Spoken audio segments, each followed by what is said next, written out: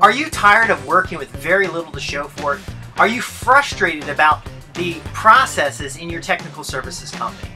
Perhaps you're making these business process mistakes. Hi, I'm Justin Hitt. I'm just here in my office and I'm working on a report of findings from an initial consultation working with a client.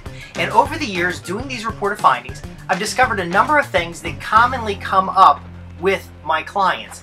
And these challenges actually limit your ability to get results from a business process or a sales optimization.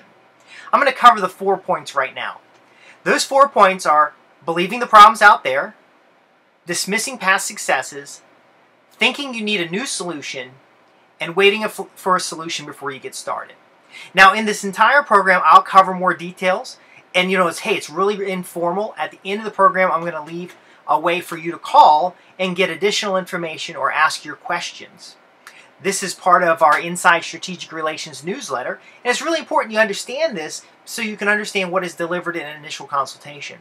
But more importantly, you're going to face problems in your business. You're going to have challenges and frustrations. You're going to face situations as a selling professional, a marketer, or an entrepreneur in a technical services company. Perhaps you're an electrical contractor and you're getting into the data center services, and you're noticing that customers call you out once, then they don't call you for months. But you know deep down inside, and I know this from experience because I've hired a lot of electrical contractors to do this work, but I know deep down inside that this type of work they're doing time in and time again. And very often they'll get a contract with a few providers and they'll call them as needed, but it's quite haphazard. If you want to optimize that process, and it really is an optimization, because you've been able to get the sale once, what we want to do to optimize is get the sale multiple times in time again. Now, a lot of sales consultants will come in. I'm different because, I'm doing technical project management. I've been sitting where you are. I've been in your business in a sense as a computer consultant and network integrator. I've sat on your side of the table as well as your customer side of the table. So I'm project management. I'm business implementation. But a salesperson who's trying to sell you on a new piece of software, who's trying to sell you on a new something, is going to tell you that this is why you can't get what you want. This is why you should be frustrated. They're going to show you all these challenges and problems, and then they're going to follow 4 points discussed here. They're going to tell you first that the problem is out there. Everything that you're doing is just fine. And maybe there's some things that you don't know about, secrets. But the problem's out there, and we're going to help you solve it. And what that does psychologically is it puts that salesperson alongside you to carry you along, to build your ego, to say, you're doing all these great things. Oh, and it's so wonderful, and your organization is just perfect, except for this little tiny thing that's out there, that's disrupting you. Maybe it's the disruption of internet marketing. Maybe it's the disruption of cold calling not working anymore. Whatever it is, they'll just make it up and they'll tell you because it's what you hear in the media. It's what you hear as frustrations by salespeople. But it all is really just excuses. The problem isn't out there. Now let me tell you something. I'm blatantly honest. I'm going to tell you the truth as it is. I'm going to tell you the fact that I ran my first business into the ground because I thought I knew everything. And even today, I know that I don't know everything. So that's why I give my clients tools that they can use to audit my performance for them, as well as understand what works and what doesn't work in their organization. How are you going to optimize business processes or increase sales if you don't know what works and what doesn't work? So by telling someone that the problem's out there, now you can use that in your sales process. Nothing wrong with that. Some people need an excuse to move forward. But, as a subscriber, as a client, you're different. You don't need an excuse to move forward.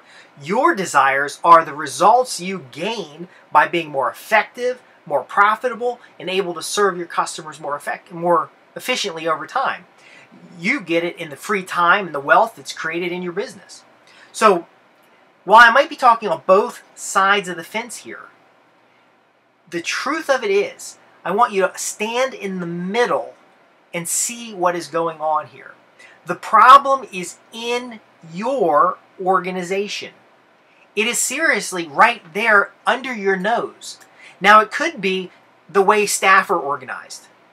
It could be the way certain processes are done manually, and they've always been done manually, and people are familiar with doing them manually, but really they should be automated in such a way that you have more control, and then you can focus their resources on things that matter. Let me give you an example. I tell the story of marketing. I had originally was doing 20 letters a day as an individual salesperson, selling my computer integration and network implementation services, where I'd basically install computers and install network equipment, and then later we got into network drops and then some electrical services through subcontractors. I tell this story because it shows the importance of having your people do the right thing. I'm sending 20 letters a day. I start seeing results. I start sending 40 letters a day, and then eventually I couldn't stuff the letters while watching TV, or I just had too many of them. So I had a printer print a giant stack of letters, and once a week I would have my office staff stuff the letters. Well, 20 letters a day was working great. Finally got to the office staff with stuff about 100 letters in one day. And then I realized every time I sent 100 letters, I got a certain number of customers. I got a certain amount of response. And here's the secret, folks. When you find something that works, you got to work it. You got to keep pushing it. You got to keep moving it. And you got to run it forward till you get the big turn. But here's the challenge. I had my staff go from 100 letters a week to 100 letters a day. Now I was putting out 500 letters. It completely rocked my calendar. My calendar was booked to the T for 2 weeks at least. Now here's the deal.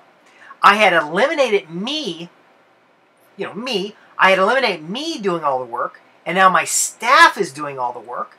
And here's what's important. I was spending more time selling, more time creating sales results. The business was growing, and I thought the optimization was done there. Here are the facts. My staff, who are normally doing accounts receivable, who are normally doing procurement, who are normally doing services, are now busy all day doing letters. Okay, so I eliminated me doing the letters. And now the process is very efficient and very powerful, but other things were not getting done. Have you seen that happen in your organization? Here's actually what happened. The accounts receivable start getting behind. Staff that were supposed to be working on jobs were actually falsifying their records, not working on anything. I have no clue what they were doing. For at least 6 months, I had a guy doing nothing. It looked like he was working because he's in there working on a computer, doing stuff. He looks like he's working, but nothing was happening. My organization got behind financially, and I didn't even notice it. I didn't even realize it because I was so busy doing what I knew needed to be done. Yet I stopped short in my business optimization. Now, in the next part of this program, we're going to talk about all the details about the mistakes I made and how to avoid them. How to get focused on the right optimization and carry it out to bankable profits. And finally, how you can do this in your own organization as we talk through the next 3 items: the dismissing of past successes, the thinking you need a new solution, and the waiting for a solution before you get started. This is program H0720A. In the next part, we're going to continue on this discussion that puts money in your bank.